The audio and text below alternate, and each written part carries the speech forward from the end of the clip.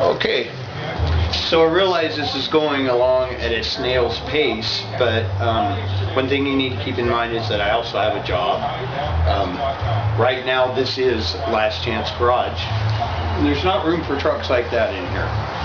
So, not an excuse, I'm just saying sometimes it takes longer if you have to actually like build equipment to pull beds off or things like that. But also, this is one of the themes that I would like to see is that if there's a guy sitting at home right now watching something like this and he has a kid, a teen or someone that he's at his wit's end about, that and he happens to have an old vehicle laying around, or even possibly a vehicle that he promised he would help them fix up. If you don't have you can come up with a million excuses not to get it done, but you can come up with a million things that you could be doing too. If it's sitting in the bushes, go hack the bushes off of it.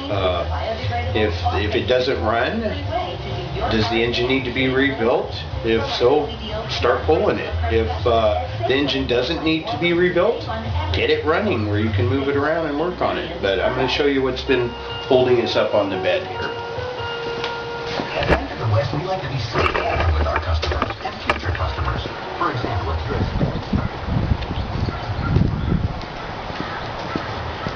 So there's a lot inside the bed.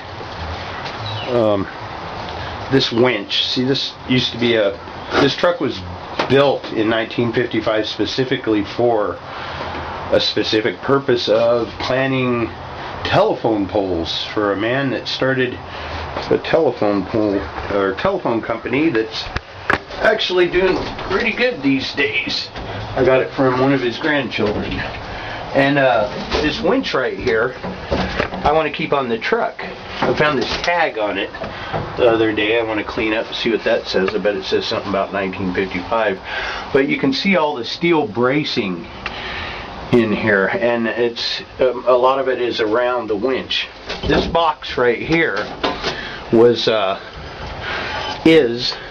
hydraulic fluid reservoir, and it was bolted up here to these braces. You got two braces that go down around the winch here. It was bolted up here, and also this box right here, which is an antique kind of an electrical converter box. It has a tag. I can get some good information off too. Always look for tags. So what this box does is this thing's got a lot of stuff under the hood, heavy duty wires and stuff. It's the equivalent, I guess, to an inverter. Takes the engine's electrical power and converts it to 110, so you have a plug-in. I'm going to keep that part on there because I'm going to figure out what's going on with this wiring. You see our new front end transformed from the old poles and steel and stuff. But I knew that was going to happen. Sit over here for a sec. I'll be right back. So you can see, and this is pretty cool too, because this truck's got its original stove bolt 6-cylinder in there, but see all these wires right here coming off of this, and look how huge the alternator is. There's the alternator, big as a hubcap. But so yeah, original matching numbers, engine, I've got it running perfectly, but I don't want to cut any of the wires until I find out what they're for.